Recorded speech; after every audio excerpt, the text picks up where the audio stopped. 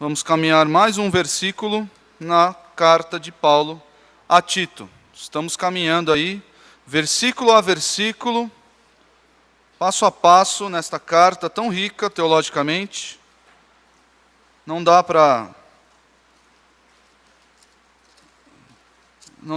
fazer sermão com porções maiores.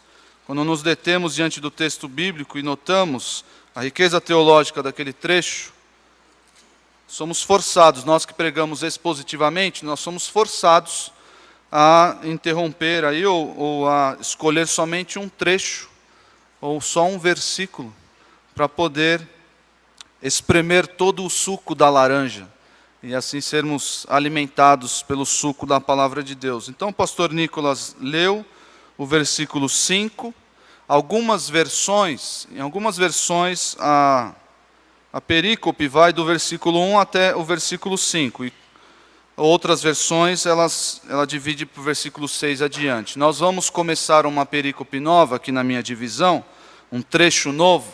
Nós fizemos a saudação, que são dos versículos 1 até o 4.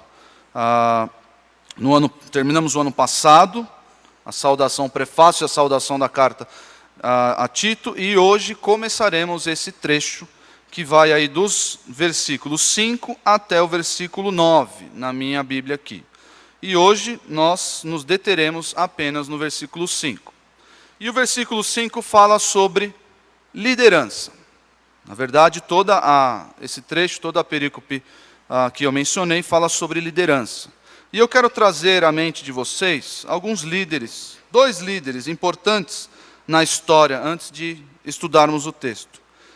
Creio que o maior líder político do século XX, alguns já devem estar até fomentando o nome dele na mente, líder político de grande proeminência, muito importante para a história mundial, foi Winston Churchill.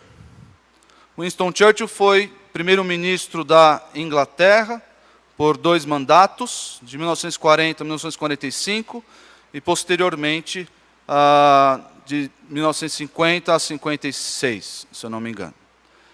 Então, Winston Churchill foi responsável por não deixar a Europa sucumbir ao nazismo de Hitler. Winston Churchill foi, por assim dizer, o líder dos aliados, dos países aliados que impediram ou que venceram a guerra contra o nazismo de Hitler. Impediram que a França fosse tomada por completo, impediram que os países nórdicos, que já haviam sido tomados pela Alemanha nazista, Winston Churchill, com toda a sua retórica, todo o seu poder político, toda a sua capacidade de mover nações, liderou aí os países aliados e impediu que Hitler vencesse a guerra. Se nós estamos aqui num mundo ocidental e vivemos ainda os valores cristãos, é porque homens como esse, como Winston Churchill, venceram a guerra e nós podemos desfrutar de liberdade. Mas Winston Churchill era, entre outras coisas, muito conhecido pelos seus poderosos discursos. Há 3 discursos de Winston Churchill, que ele proferiu em 1940, assim que assumiu como primeiro-ministro da Inglaterra, 3 poderosos discursos que ele proferiu. E eu quero traçar aqui só um trecho, quero ler para os irmãos um trecho de um dos seus discursos. E esse foi o discurso responsável. A França estava perdendo já a guerra. Para quem não se lembra, a Segunda Guerra começou em 1936, se estendeu até 1945. A França já estava, o norte da França e a Bélgica já estavam completamente tomados pelos alemães. E na Batalha de Dunkirk, não sei se é assim que se pronuncia, Dunkirk, que é uma palavra francesa, não é inglesa, porque essa cidade fica na França. Nessa batalha que ocorreu, por incrível que pareça, os ingleses e os franceses perderam a batalha, mas foi aí que Winston Churchill conseguiu engajar todo toda a nação britânica na guerra. Até então, estamos lá, isso é coisa de político. Isso que nós estamos vivendo, isso é coisa de político. Nós não vamos, para quem está tentando se localizar, essa cidade ficava ali, o estreito, eu esqueci o nome do estreito. Um estreito divide a fronteira da França com a Inglaterra, e isso é muito próximo, essa cidade da Inglaterra. Tem um estreito, passa um mar ali no meio, fica muito próximo. Isso seria muito perigoso se os alemães conseguissem atravessar para a ilha, para a Inglaterra, para a Grã-Bretanha. Então, o que o primeiro-ministro ali recém-eleito precisava fazer? Ele precisava engajar toda a Inglaterra, todas as pessoas. Não era mais um assunto de político. As pessoas precisavam se envolver na guerra. Não ir necessariamente, não levar os homens necessariamente para a guerra, mas se envolver. Aquele sentido de nação precisava estar no coração dos ingleses. E Winston Churchill fez esse discurso, que é o discurso conhecido como lutaremos nas praias. We shall fight at the beaches. Lutaremos nas praias. Eu vou ler um trecho para os irmãos notarem a capacidade retórica desse homem e o fervor como ele colocava nas palavras a fim de envolver as pessoas. E esse discurso foi transmitido para toda a Inglaterra. Toda a Inglaterra ouviu na rádio este discurso. Vejam só, finalzinho do discurso. Eu próprio tenho plena confiança que se todos cumprirem seus deveres, se nada for negligenciado e se as melhores providências forem tomadas, como está sendo feito, deveremos nos provar capazes, mais uma vez, de defender a nossa ilha natal, de superar a tempestade da guerra e de sobreviver à ameaça de tirania, se necessário, por anos, se necessário, sozinhos. De qualquer maneira, isso é o que tentaremos fazer. Esta é a determinação do governo de Sua Majestade, de cada homem dele. Esta é a vontade do Parlamento e da nação, o Império Britânico e a República Francesa. Unidos em sua causa e em sua necessidade, defenderá até a morte seu solo nativo, auxiliando um ao outro como bons camaradas até o máximo de sua força. Muito embora grandes extensões da Europa e antigos e famosos estados tenham caído ou possam cair nos punhos da Gestapo e de todo o odioso aparato do domínio nazista, nós não devemos enfraquecer ou fracassar. Iremos até o fim, lutaremos na França, lutaremos nos mares e oceanos, lutaremos com confiança crescente e força crescente no ar, defenderemos nossa ilha, qualquer que seja o custo. Lutaremos nas praias, lutaremos nos terrenos de desembarque, lutaremos nos campos e nas ruas, lutaremos nas colinas. Nunca nos renderemos. Vamos à guerra? Depois desse discurso, vamos todos nos engajar na guerra, seja ela qual for, pelo nosso país, pelo nosso território. Foram assim que os ingleses se sentiram. E esse foi um dos motivos para os aliados terem ganho a guerra.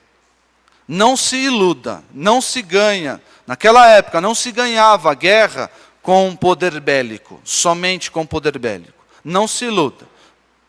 Se ganhava a guerra com engajamento nacional. As pessoas precisavam estar envolvidas. E um outro líder que eu quero chamar a atenção de vocês, trazendo mais próximo aqui da nossa terra, é Dom Pedro II, Dom Pedro de Alcântara. Eu não sei contar a vocês, mas quando eu estudei, quando me foi informado de Dom Pedro II, esse homem foi um tirano. Não sei se minha professora tinha tendências republicanas, mas quando me informaram acerca desse homem na escola, um tirano, perseguiu pessoas. Tudo bem, eu fiz lá a prova que precisava fazer para passar de ano, e a gente também não tinha muito acesso, eram poucos os livros, e os livros também pintavam Pedro II assim. Só que Pedro II não foi um tirano, Pedro II não foi o que a minha professora de história quis que ele fosse. O segundo imperador do Brasil, filho de Dom Pedro I, começou o seu reinado, foi coroado imperador com apenas 16 anos, em 1841, não obstante ele já ter sido nomeado por seu pai aos 7 anos de idade como imperador, mas ele não tinha maioridade para imperar. Então teve aí um período de regência. Pedro II era um exímio estudioso, lia demais, ele falava fluentemente 14 idiomas, ele traduziu as 1001 Noites do árabe antigo para o português, foi a primeira tradução, Dom Pedro II que fez essa tradução. Amante das ciências, você que trabalha com ciência, com pesquisa científica, saiba que Pedro II investia 50% do seu, não se chama salário, mas é uma cota que era dado ao imperador. Ele investia isso na pesquisa científica, Pedro II fazia isso, 50% do que lhe era dado. Ele era amigo pessoal de Louis Pasteur, aquele cientista francês. Valorizava a educação, não é à toa que quando ele começou o seu império, 92% da população brasileira era analfabeta, e no final, em 1889, 56% da população era analfabeta. Então ele reduziu drasticamente aí os índices de analfabetismo no Brasil. Em 1880, o Brasil era a quarta economia do mundo. A Marinha brasileira perdia em tamanho e em qualidade somente para a Marinha Britânica, que é muito famosa por ser a melhor marinha do mundo. E o Brasil perdia só em tamanho e qualidade para a Marinha Britânica no Império de Pedro II. Só que eu queria chamar a atenção para um evento muito interessante. Se vocês quiserem mais saber sobre Pedro II, fale com o João Borges. Eu fui recentemente para Petrópolis, fiquei encantado. Acho que todos deveriam fazer essa viagem. Fiquei encantado, Petrópolis, aqui no Rio de Janeiro. Tem bastante história lá sobre Pedro II.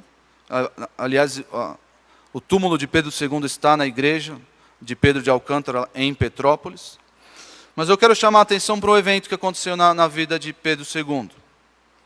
Em 1864, eclodiu, para quem lembra, a Guerra do Paraguai. E Pedro II, sendo imperador, não poderia. Os seus conselheiros, o Senado, a Câmara, todos impediram frontalmente que Pedro II fosse à guerra. Mas ele queria ir à guerra. Queria ir pessoalmente ao campo de batalha. E aí o que ele disse? O que ele respondeu ao Conselho de Estado na época? Ele disse: se os políticos podem me impedir que siga para a guerra como imperador, vou abdicar e seguir como voluntário da pátria. Era nessa época que se cunhou aquele termo voluntários da pátria. Quem conhece a rua aqui famosa aqui em Santana, os voluntários da pátria, foi na Guerra do Paraguai, porque as pessoas iam para a guerra voluntariamente, lutar pelo Brasil, dado o senso de nação que Pedro II forjou nos brasileiros. E ele mesmo queria ir, e foi. Não abdicou, mas foi para a guerra, e obteve ali relativo êxito. E eu pergunto para vocês, se nós temos líderes das nações, nós temos líderes de grupos, nós precisamos ter líderes na nossa igreja. Nós, ao olharmos para 1 Coríntios 12, nós notamos que o líder da igreja é o Senhor Jesus. Sim, Ele é o líder supremo, Ele é o cabeça da igreja. Ele que manda e Ele que faz o que bem entende com a sua igreja. Só que as pessoas não,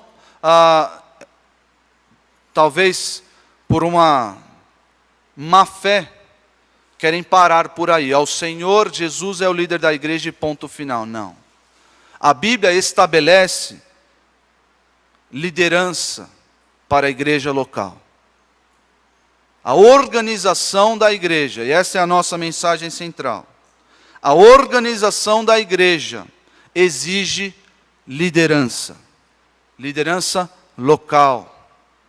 A organização da igreja, à luz do versículo 5, exige liderança local. Nós não podemos ter igrejas descabeçadas, igrejas soltas.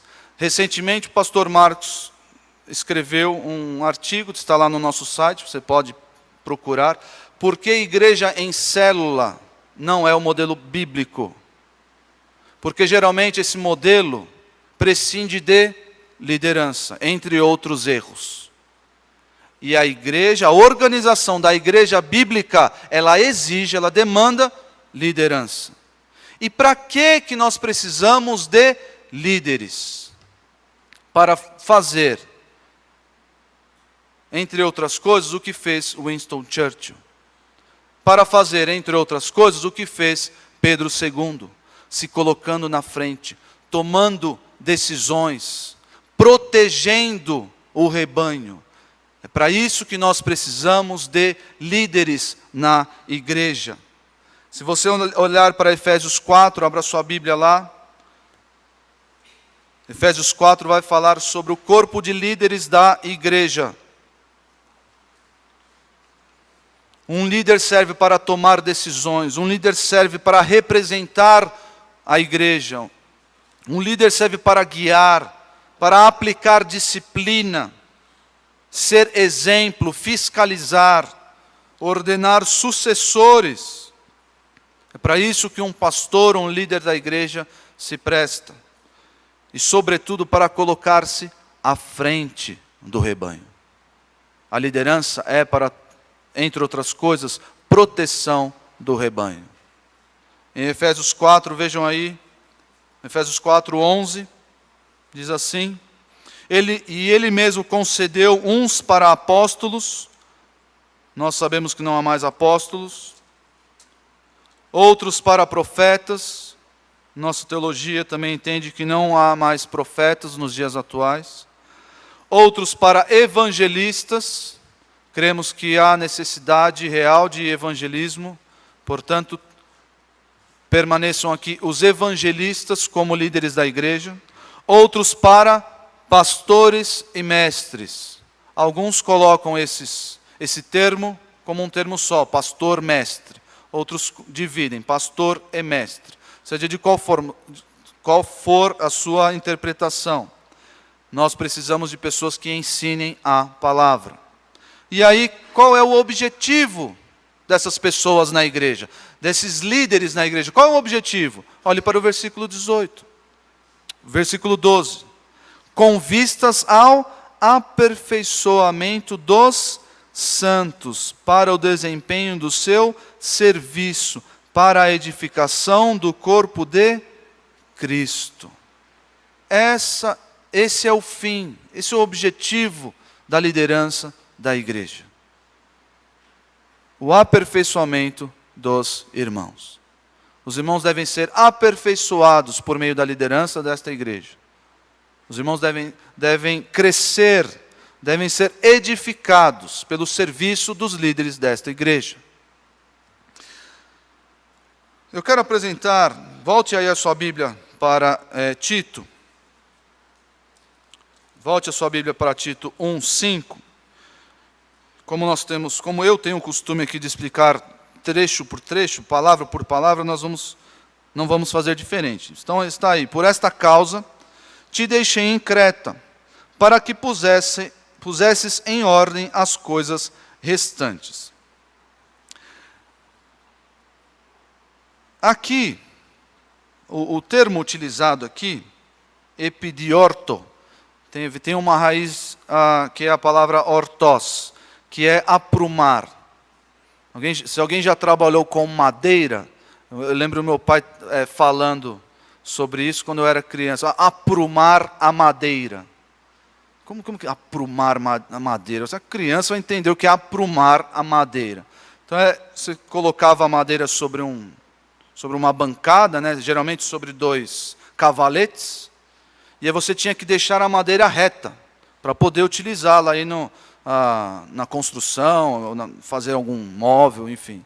E você passava uma ferramenta, eu não lembro o nome da ferramenta, a plaina, para deixar a madeira aprumada.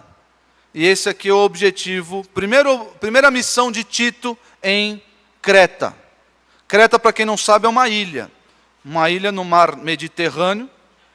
Hoje Creta é um país, se eu não me engano, um país separado da Grécia, mas naquela época era de colonização grega. Mas Creta é uma ilha na Grécia, e essa ilha foi alcançada pelo Evangelho, levado por Paulo e Tito. Então estava ali, Paulo deu essa missão para Tito: fique aí e você vai fazer duas coisas você vai fazer aí. Colocar em ordem as coisas restantes. Que coisas são essas? Algumas pessoas pensam que colocar em ordem é constituir liderança. Pode ser que sim. Mas dado o contexto da carta, dado o termo que ele utiliza aí, de aprumar o que estava torto, de deixar reto o que estava se desendireitando, parece que Tito tinha uma preocupação maior. Se você notar no versículo 10 do capítulo 1, havia pessoas ali que estavam entortando a igreja, ou as igrejas.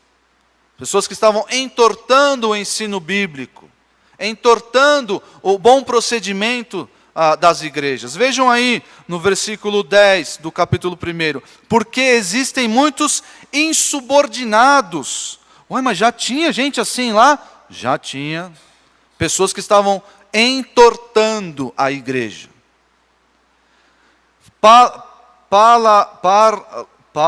Palavra difícil. Palradores frívolos e enganadores, especialmente os da circuncisão. Aqueles que queriam que os crentes, os gentios, fossem circuncidados. Mas nós somos cristãos. Mas tem que ser circuncidado. Estavam obrigando as pessoas a fazer. Veja o versículo 11. No que consistia a obra de Tito em tornar reto? É preciso fazê-los calar. Porque andam pervertendo casas inteiras, ensinando o que não devem por torpe ganância. Tito, você tem essa missão: endireitar o que está torto. E o que está torto? Essas pessoas aqui estão entortando o bom procedimento da igreja. Essa é a primeira missão de Tito. Só que é interessante notar como Tito faria isso. Como? Tito era emissário do apóstolo Paulo. Tito tinha autoridade apostólica. Ele mesmo não era apóstolo, mas ele detinha consigo, por ser emissário do apóstolo Paulo, tinha aí a autoridade concedida pelo próprio apóstolo para constituir liderança. Como Tito ia endireitar as coisas ali, Tito não ia ficar para sempre em Creta. Não poderia ficar, e nem ficou. Mas ele deveria constituir liderança. Uma das formas como nós endireitamos as coisas na igreja é através da liderança, é através de constituir liderança. Se você notar alguns problemas, ou a maioria dos problemas que ocorrem na igreja, é por falta de liderança ou porque a liderança é que está causando os problemas da igreja? Uma das formas de corrigir, de tornar reto, de endireitar a igreja, a sã doutrina, o procedimento eclesiástico é constituir liderança. E nós vamos ver ao longo deste estudo como deve ser essa liderança. Não deve ser só a posição de líder ali, não. Existe uma qualificação, nós vamos ver qual qualificação é essa. Mas uma das formas que Tito haveria de endireitar o que estava torto era constituir líderes, presbíteros na igreja. Provavelmente essas igrejas estavam sem cabeça, sem líder. E Tito deveria endireitar os problemas ali, constituindo bispos. 3 diretrizes, nós podemos notar aí em Tito 1,5, 3 diretrizes para a liderança da igreja. 3 diretrizes. A primeira diretriz é que a igreja a liderança deve ser local. Onde está isso no texto? A liderança deve ser local. Isso está na expressão em cada cidade. Creta era conhecida na época, uma ilha com várias cidades. Por que o apóstolo Paulo não disse, faça aí um conselho de líderes, ou constitua um líder para todas as cidades, faça aí um sínodo? Parece que o apóstolo Paulo tinha uma preocupação, ou uma diretriz, de que o líder fosse presbítero da igreja local. Não fosse líder de várias igrejas, não fosse líder das igrejas, da reunião das igrejas da ilha, não. A diretriz do apóstolo Paulo para Tito era que ele deveria constituir presbíteros em cada cidade. Em cada cidade deveria haver um líder, em cada cidade deveria haver um pastor. Para quem está se perguntando aqui, presbítero, pastor e bispo são termos intercambiáveis na Bíblia. Então, se você está confuso com os termos, nós cremos que presbítero, bispo e pastor são termos intercambiáveis. Então, Paulo poderia ter colocado aqui pastor ou bispo. Constitui-se bispos conforme te prescrevi. Então, a ideia aqui é do pastor, é do presbítero, é o episcopos da igreja. Ele não está pensando no diácono, ele não está pensando no evangelista de Efésios 4, ele está pensando no pastor. Só para deixarmos claro aqui. E o pastor deve ser pastor na igreja local. É a primeira diretriz do apóstolo Paulo para Tito. A liderança deve ser local. Eu quero apontar para os irmãos, e aí pode haver alguma confusão, no estilo de governo da igreja, são 4 estilos que nós temos no Brasil hoje. Mas nós não podemos achar que tal igreja, por adotar outro estilo de governo, aquela igreja é uma seita. Não, isso é uma questão secundária. Eu vou apontar para os irmãos qual é o estilo de governo que nós adotamos, por crermos que se aproxima mais do modelo do Novo Testamento, de Atos, de Filipenses. Nós vamos entender um pouco melhor. O primeiro modelo de governo de igreja, falando de igreja local, o primeiro modelo de governo de igreja é o modelo congregacional. Modelo de governo eclesiástico. A autonomia, existe uma autonomia e uma soberania nas decisões da igreja local, que se submete à liderança de um pastor, ou de um pastor e diáconos e presbíteros, aí depende como a igreja local entende. Nós aqui, Nós adotamos esse modelo de governo, modelo congregacional. A nossa igreja tem autonomia e soberania sobre as suas decisões, não se submete às decisões de convenção, de conselho, de sínodo, tão somente o conselho da sua própria liderança e as decisões da sua própria assembleia. Esse é o modelo congregacional de governo de igreja. Existe um modelo presbiteriano de governo de igreja, que diz que existe uma autonomia relativa da igreja local, que se submete às decisões de um conselho da igreja local, e esse conselho se submete, por assim dizer, ao presbitério, que é formado aí por vários conselhos da região, e o presbitério se submete ao sínodo aí abrange algumas cidades, e o sínodo se submete ao Supremo Concílio, ao STF aí, da igreja, do modelo presbiteriano. Nós temos aqui a Igreja Presbiteriana do Brasil, que funciona dessa forma. Então a igreja local ela tem certa autonomia. A nomeação de pastores, de líderes nesse modelo presbiteriano, ela é feita pelo concílio e não pela igreja local.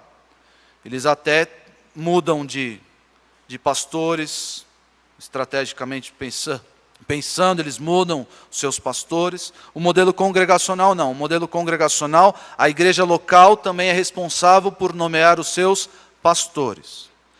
Existe o terceiro, que é o episcopado. Você pode ter familiaridade com esse, que é o modelo da igreja católica, e aí onde o poder é concentrado no bispo, no pastor. Esse modelo episcopado também é adotado pela Igreja Assembleia de Deus, o Ministério Madureira. Então você tem lá os representantes, você tem um representante supremo, se eu não me engano é o Samuel Ferreira, e assim vem descendo, e essas pessoas têm essas posições de liderança. O poder é concentrado não na Assembleia, mas no líder, no pastor. E a igreja católica tem aí a sua hierarquia entre padres, bispos, arcebispos, cardeais e o Papa. E o último é o modelo de governo de igreja representativo.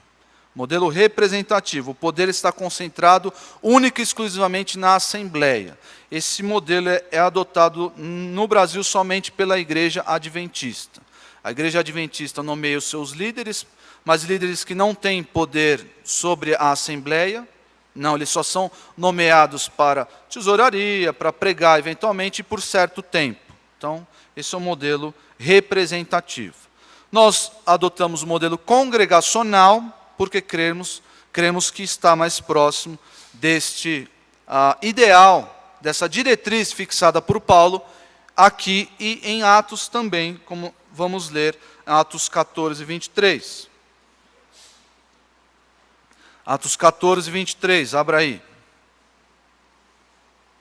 O mesmo Paulo que pediu para Tito, que ordenou a Tito, que constituísse presbítero ali em cada cidade, na igreja local, tivesse um líder na igreja local. Esse mesmo Paulo, junto com Barnabé, em Atos 14, 23, fez isso. Paulo e Barnabé designaram-lhes presbíteros em cada igreja. Tem que ter um líder em cada igreja. A liderança deve ser local. Tendo orado e jejuado, eles os encomendaram ao Senhor em quem haviam confiado. Vejam aí Atos 15, vira a página, Atos 15, 22. A participação da igreja, é aqui que eu quero chamar a atenção de vocês. A participação da igreja, você pode estar perguntando, Tito foi lá, em Creta, escolheu alguns a dedo e falou, você vai ser líder dessa, você vai ser líder daquela. Tito até teria autoridade para fazer isso, mas não parece ser o modus operandi de Paulo e, consequentemente, do seu emissário. Vejam aí Atos 15, 22. Então os apóstolos e os presbíteros, com toda a igreja, decidiram escolher alguns dentre eles e enviá-los a Antioquia com Paulo e Barnabé. Notem aqui a participação da assembleia, da igreja, na escolha, no apontamento daqueles que seriam enviados. Isso aqui é muito importante, porque nos dá uma responsabilidade, uma tarefa ainda maior. Nós não podemos sentar aqui no banco e achar, não, realmente a minha tarefa se resume a vir à igreja, ter comunhão com os irmãos e servi-los de alguma forma e ir embora. Existe mais uma tarefa que nós devemos nos preocupar. Que tarefa é essa? É apontar pessoas do nosso meio, que podem ser pastores, diáconos, evangelistas. Nós devemos notar, nós devemos olhar os jovenzinhos, nós devemos olhar as pessoas que querem ser pastor. Porque esse é o primeiro passo, a pessoa precisa querer. Não é porque o pastor Nicolas fala bem, ele fala muito bem, não foi só por causa disso, vai ser pastor e ponto final. Não, de forma nenhuma. Paulo vai continuar as diretrizes para a escolha desse líder, desse presbítero. Não é porque fulano de tal tem uma boa retórica, vai ser pastor aqui na igreja. Não. Há critérios para isso, mas nós devemos estar atentos. Mais uma responsabilidade pesa sobre nós. Senão, sob pena de ficarmos acéfalos. Não há líder. Como aconteceu com Israel na época dos juízes? Qual era o problema principal de Israel na época dos juízes? Faltava líder, liderança. E aí o que aconteceu? Cada um fazia o que bem entendia, eles se desviavam, esqueciam do Senhor, da lei, e aí depois, debaixo de servidão, clamavam por socorro. Aí o Senhor levantava o quê? Levantava quem? Um líder.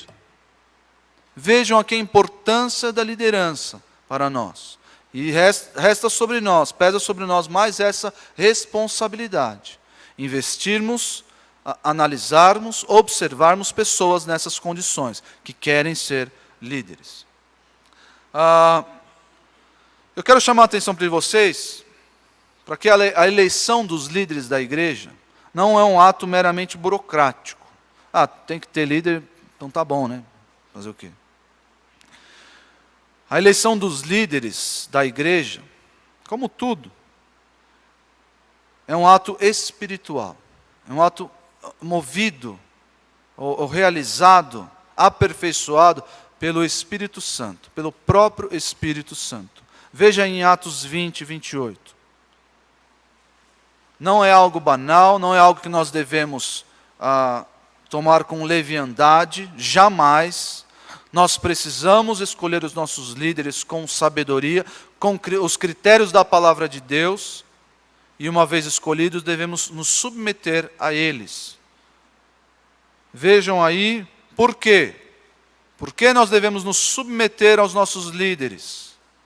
Porque nós os colocamos lá, porque eles são bons no que fazem? Não. Atos 20, 28. Cuidem de vocês mesmos e de todo o rebanho, sobre o qual o Espírito Santo os colocou como bispos, para pastorearem a igreja de Deus, que ele comprou com o seu próprio sangue. Então há uma mensagem aqui para os bispos, para os pastores. Uma mensagem grave, uma mensagem pesada, mas há uma mensagem também para as ovelhas. Há uma mensagem clara para as ovelhas. Quem constituiu os líderes da igreja? Foi o Espírito Santo que os colocou lá. Então, não os trate com desprezo. Não trate os líderes da sua igreja desta forma.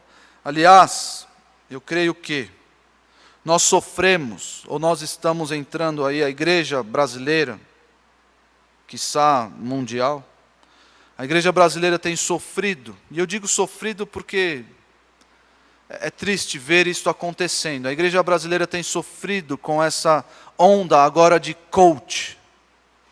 Coach. Nós não temos mais pastores. Não há mais pastores nos púlpitos. Agora existem os coach. Para quem não sabe o que é um coach, é uma pessoa que vai lá no púlpito, fala algumas obviedades, fora da palavra de Deus, coisas como você tem que encontrar a resposta dentro de você.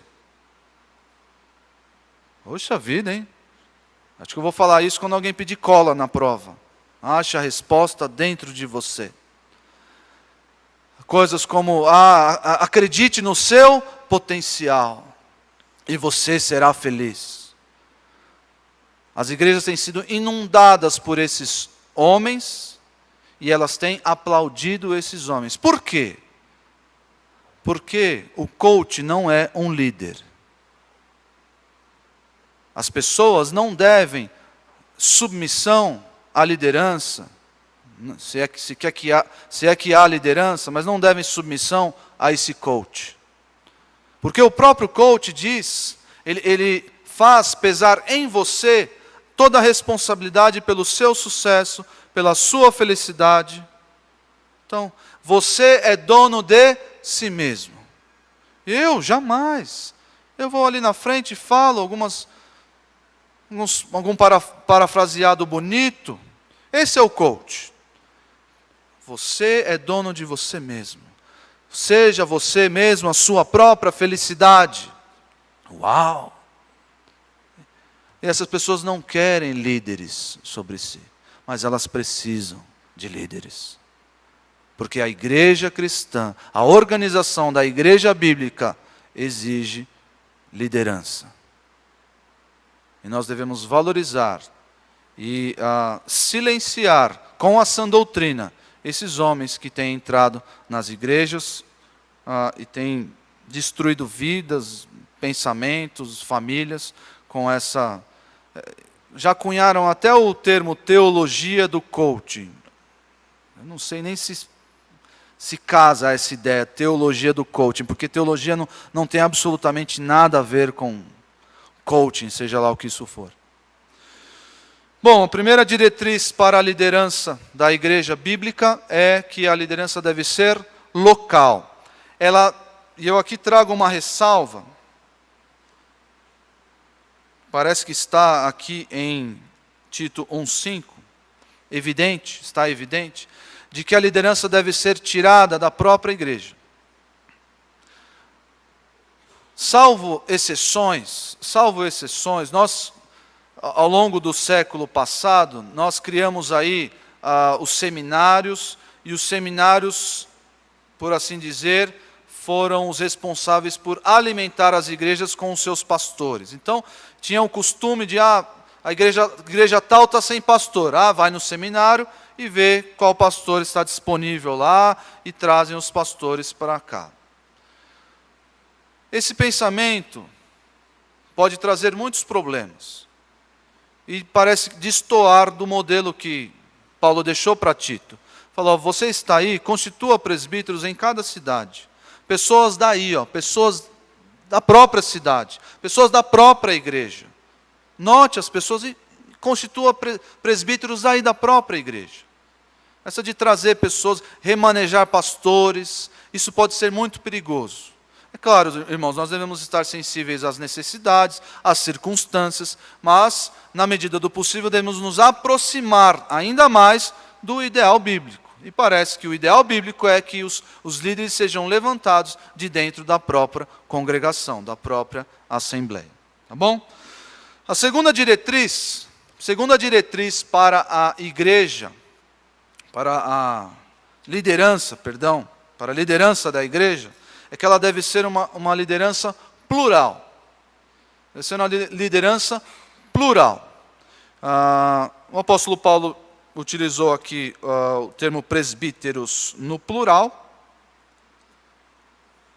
Pode ser que ele seja só um recurso de retórica, mas é interessante notar que ele diz, em cada cidade, e aí no singular, constituísse presbíteros, líderes, em cada cidade.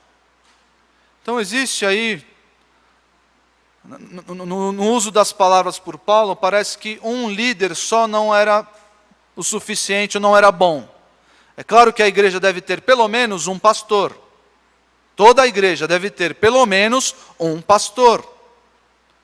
Mas, nos aproximando do ideal, é excelente que a igreja tenha mais de um pastor, que a igreja tenha vários líderes.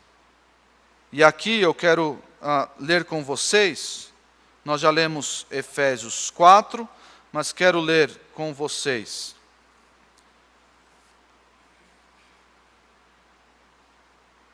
alguns textos que apontam para a pluralidade dos líderes, dos presbíteros. Nós já lemos Atos 14, 23, que diz que Paulo e Barnabé designaram-lhes presbíteros em cada igreja. Nós lemos aí Atos 15, 4, que diz que, chegando a Jerusalém, foram bem recebidos pela igreja, pelos apóstolos e pelos presbíteros, a quem relataram tudo o que Deus tinha feito por meio deles. A igreja lá em Jerusalém parece que tinha mais de um pastor. Era uma igreja grande. O evangelho estava crescendo. Só na pregação de Pedro, 3.000 pessoas se converteram. É uma igreja muito grande. Muito grande. Então, há de se ter ali mais de um líder, mais de um pastor. A igreja de Éfeso também contemplava vários presbíteros. De Mileto, Paulo mandou chamar os presbíteros da igreja de Éfeso, Atos 20, 17. Mais uma vez, nós devemos nos sensibilizar às circunstâncias. Uma igreja pequena talvez não demande tanto trabalho assim. Paulo estava diante de igrejas grandes e igrejas pequenas. O evangelho estava sendo disseminado. E Creta tinha várias cidades, mas parece que o ideal bíblico é que exista na igreja vários líderes, não somente um. Vejam aí Atos 6, 1 a 6. Quero chamar a atenção de vocês para um outro ofício, um outro líder da igreja que foi constituído. Não obstante o termo de Tito estar falando exclusivamente de pastores, nós podemos notar na teologia de Paulo o nascimento da figura do diácono como líder de igreja, como líder espiritual da igreja. Em Atos 6, você pode notar, o versículo 1 diz assim, Atos 6, 1.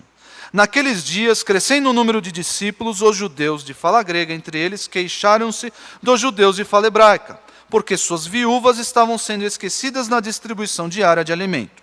Por isso os 12 reuniram todos os discípulos e disseram: não é certo negligenciarmos o ministério da palavra de Deus, a fim de servir às mesas. Irmãos, escolham entre vocês 7 homens de bom testemunho, cheios do Espírito Santo e de sabedoria. Passaremos a eles essa tarefa e nos dedicaremos à oração e ao ministério da palavra. Tal proposta agradou a todos, então escolheram Estevão, homem cheio de fé e do Espírito Santo, além de Filipe, Prócoro, Nicanor, Timon, Pármenas e Nicolau, um convertido ao judaísmo proveniente de Antioquia. Apresentaram esses homens aos apóstolos, os quais oraram e lhes impuseram as mãos. Aqui nasceu a figura do diácono. Diácono, aquele que serve às mesas. Por uma dificuldade administrativa, o apóstolo Pedro disse, para que nós nos dediquemos ao ensino da palavra e à oração, por favor, escolham aí 7 homens, que eles serão responsáveis por distribuir os recursos materiais. Nós não podemos nos preocupar com isso. E aqui nasceu a figura do diácono. Só que o apóstolo Paulo vai dar um caráter ainda mais, ou fazer subir esse caráter administrativo e dar um caráter mais espiritual, de liderança espiritual para o diácono ao longo das suas cartas. Especialmente, vejam aí em Filipenses 1:1, se eu não me engano, ele coloca os bispos e os diáconos, os pastores e os diáconos,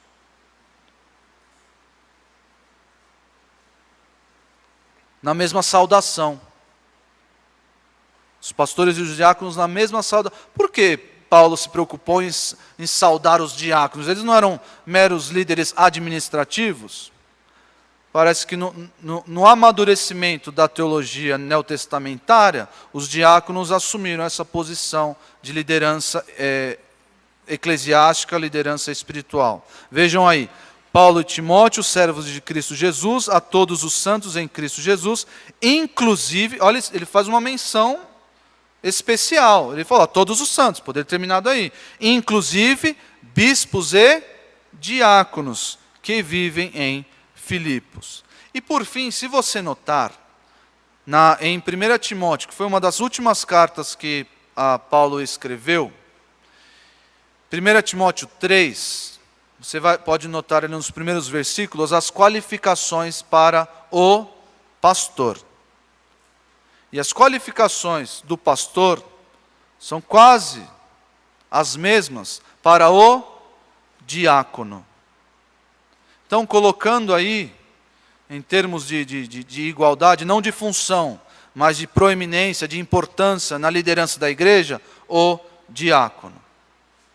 E nós vimos lá em Efésios 4, versículo 11 e 12, nós vimos aí os líderes da igreja, constituídos por evangelistas, pastores e mestres. Os profetas e os apóstolos não têm mais. Então, todas essas pessoas compõem uma liderança plurima da igreja. E é importante que a liderança seja assim. O pastor Marcos Granconato conta de um caso, bem no comecinho, quando ele chegou aqui na igreja, depois de alguns anos, ele formou um conselho diaconal. O diácono Adir e o diácono Gilberto fazem parte desse conselho diaconal original. E ele conta de um caso em que o conselho diaconal o derrogou de uma decisão severa. Eles estavam lá reunidos e o pastor Marcos, muito bravo, muito irado com o que aconteceu na igreja à época, falou, não, eu vou fazer assim e ponto final. Muito bravo, muito resoluto na sua decisão. Eu vou fazer assim e ponto final. E não vou quebrar o púlpito, não. Eu já sei onde bater, eu tenho que bater na madeira. E o conselho diaconal serviu para derrogá-lo dessa decisão tão severa, que ia desmotivar a igreja toda. Eles, por meio de argumentos, falaram, pastor, se você fizer isso, vai ser prejudicial para a igreja. A igreja vai se entristecer, vai desanimar. E ali, o pastor Marcos viu, ponderou aquelas palavras dos diáconos e não tomou aquela decisão. Vejam aí a importância, na prática, de uma liderança plurima, de uma liderança plural. Você tem, diz o ditado, que vários cérebros ou várias cabeças pensam melhor do que uma só. Ou cometem menos injustiça.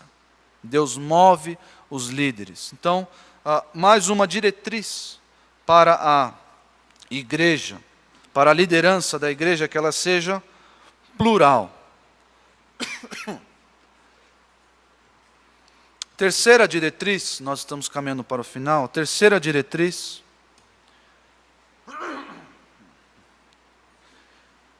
é que a liderança da igreja ela deve ser qualificada. A liderança da igreja deve ser qualificada. Eu já ouvi histórias de pessoas que entraram numa igreja e por terem aí uma desenvoltura um pouco melhor, falarem um pouco melhor, sabem articular as palavras, pessoas entraram na igreja e com 3 meses foram convidadas a se tornarem líderes da igreja. Eu pergunto para os irmãos, é possível que isso aconteça?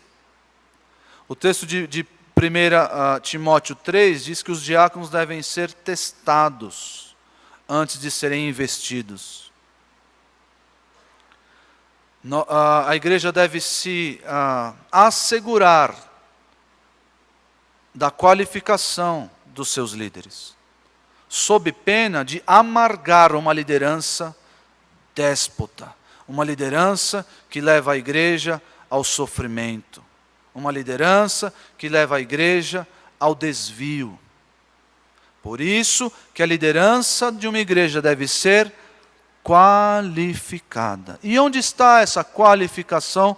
Em Tito 1,5. Veja aí, expressão por expressão. Por esta causa te deixei em Creta, para que pusesses em ordem as coisas restantes, para que você, Tito, aprumasse o que está torto, bem como em cada cidade, liderança local, constituísse presbíteros, liderança plural, conforme te prescrevi. As prescrições para um líder eclesiástico, para o líder da igreja, não estão na cabeça das pessoas, não estão nas preferências da igreja, não estão nas diretrizes fora da palavra de Deus, das preferências das convenções que sejam.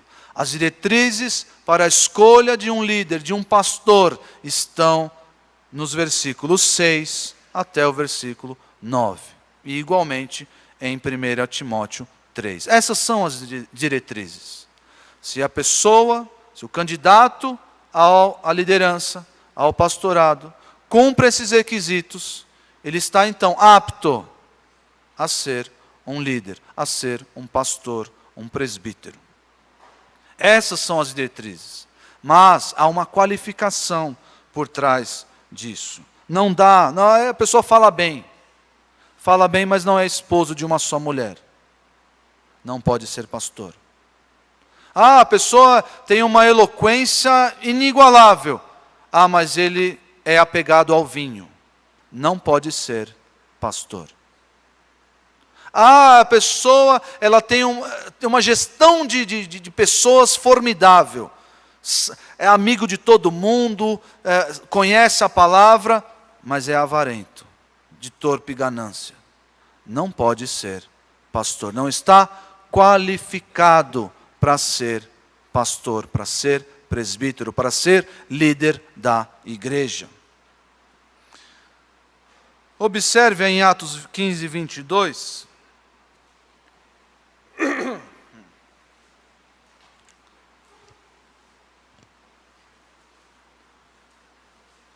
Então os apóstolos, nós já lemos esse texto. Então os apóstolos e os presbíteros, temos aqui a liderança reunida, com toda a igreja. A assembleia deve notar, deve fazer essa fiscalização das qualificações.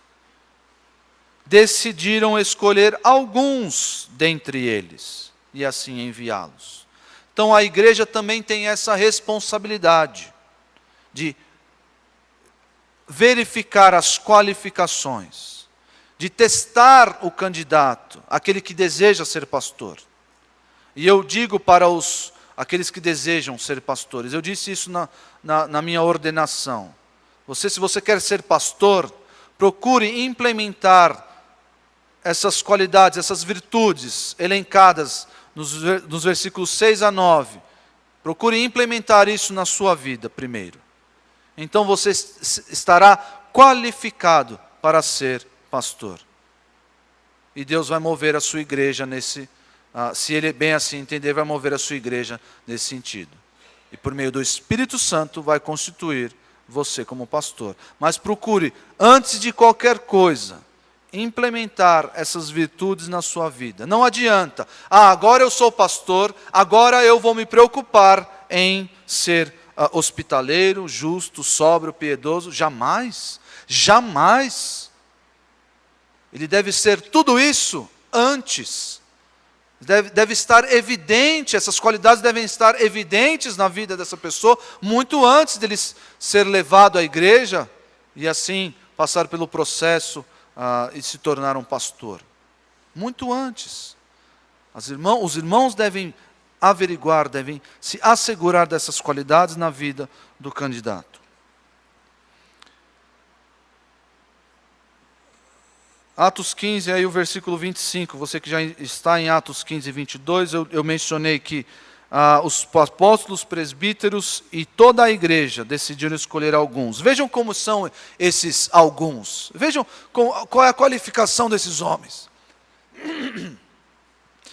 Versículo 25. Assim concordamos todos em escolher alguns homens e enviá-los, Atos 15, 25, e enviá-los a vocês com nossos amados irmãos Paulo e Barnabé.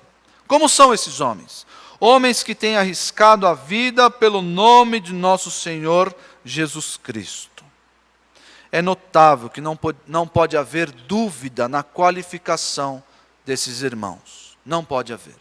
Não pode haver dúvida.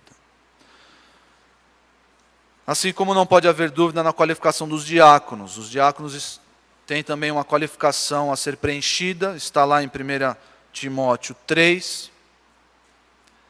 E Atos 6, que nós já lemos, Pedro também menciona como deveriam ser esses homens que haveriam de servir às mesas. São homens de bom testemunho, cheios do Espírito e de sabedoria. O padrão de Deus para a liderança da sua igreja é elevadíssimo, porque é a igreja do Deus Santo que comprou a sua igreja com o seu próprio sangue. E essa é a última diretriz da liderança da igreja. Lembrando que a nossa mensagem central, a organização da igreja exige liderança. Exige liderança, uma liderança formal. Primeira diretriz para esta liderança. Primeira diretriz é que essa liderança deve ser local. Deve ser constituída em cada igreja. Por isso que nós adotamos o modelo congregacional, porque cremos que a liderança tem aí a autonomia e a igreja local tem autonomia para constituir os seus próprios líderes. Na igreja local. Segunda diretriz para a liderança, que ela seja plural. Esse é o ideal bíblico. Nem toda igreja consegue ter mais de um pastor, mais de um líder, mas nos aproximando do ideal bíblico é que a liderança seja plural. E a última diretriz é que a liderança seja qualificada. E no próximo oportunidade que eu estiver aqui, nós vamos estudar as qualificações do pastor. Uma por uma, termo por termo. Sabendo, irmãos, e agora sabemos de tudo isso, nós olhamos para a nossa igreja, pela graça do Senhor, nós temos tudo isso. Nós somos uma igreja autônoma, nós tomamos as nossas decisões de maneira soberana, não tem convenção, não tem outra igreja que nos aconselhe ou tome decisões por nós. E nós temos aqui 4 pastores, temos 8 diáconos, 2 evangelistas, temos aí uma liderança plural, local e qualificada. Mas sabendo de tudo isso, sabendo que quem institui líderes sobre a igreja é o próprio Espírito Santo, a primeira aplicação fica por conta de Hebreus 13, 17. Abra a sua Bíblia. Hebreus 13, 17.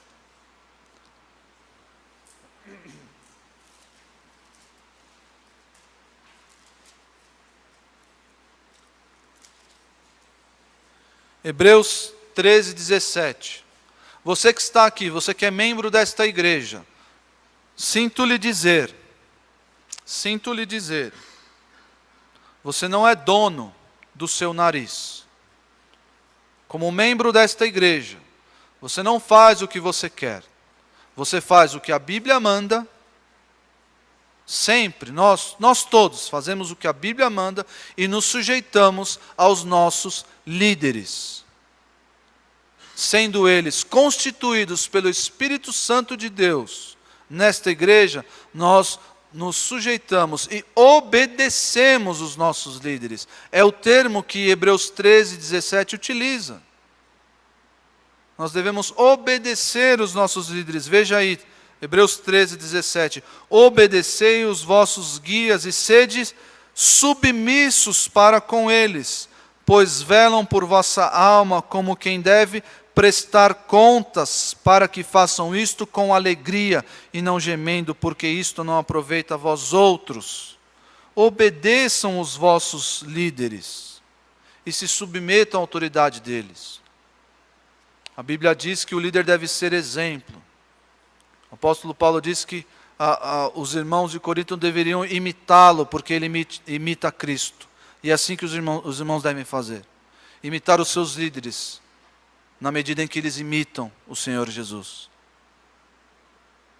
E nós devemos nos sujeitar. Isso é para o próprio bem dos irmãos. Nós estamos aqui para protegê-los. Protegê-los do engano. Protegê-los do mal. Protegê-los, inclusive, de males físicos. Como um pai protege os seus filhos. Como um pastor protege as ovelhas. Então, na igreja bíblica não há lugar para sedição. Não há lugar para insubmissão. Nós devemos obedecer os nossos guias, imitá-los, na mesma medida em que eles imitam o Senhor Jesus. A liderança, irmãos, já que falamos de liderança, falamos especificamente de liderança eclesiástica, quero fazer uma ressalva para os homens aqui presentes. Os homens devem exercer liderança nos seus lares. Nós vivemos, vocês podem notar, na juventude, até a juventude que de 10 anos atrás ou de 20 anos atrás já não é mais juventude. Então nós estamos já caminhando para uma idade em que os idosos ou os mais velhos têm um caráter insubmisso, ou agem de forma rebelde, e pregam essa rebelião para todos. Na nossa casa não pode ser assim. Na nossa casa deve haver, sim, liderança. Você, homem que está aqui, você deve ser exemplo na sua casa. Você deve tomar as rédeas da sua casa e proteger a sua família. Proteger a sua família da mesma forma que um pastor protege o seu rebanho. Proteger a sua família do engano, da heresia, da má doutrina. Proteger a sua família fisicamente. Proteger a sua família da mentira, do pecado. Essa é a sua responsabilidade, homem que está aqui. E a responsabilidade da mulher em se submeter à liderança deste mesmo marido, à luz de Efésios 5. E finalmente, como eu já mencionei, assim como fizeram os irmãos da igreja antiga, nós devemos prestar atenção naqueles que são qualificados para a liderança e investir o nosso tempo, o nosso dinheiro nessas pessoas. Nós não podemos, é mais uma responsabilidade, estarmos atentos. Os jovenzinhos, eu quero ser pastor. Que? Quer ser pastor? Não. Vai ser médico, vai ser astronauta, vai ser youtuber, mas não seja pastor. Deus nos livre de darmos um conselho absurdo desse. Você quer ser pastor, jovenzinho? Muito bem, eu vou orar por você, eu vou observar você, eu vou ajudar você a alcançar esse seu desejo de ser pastor. E a igreja como um todo deve se engajar nessa missão, nessa responsabilidade. Vamos orar.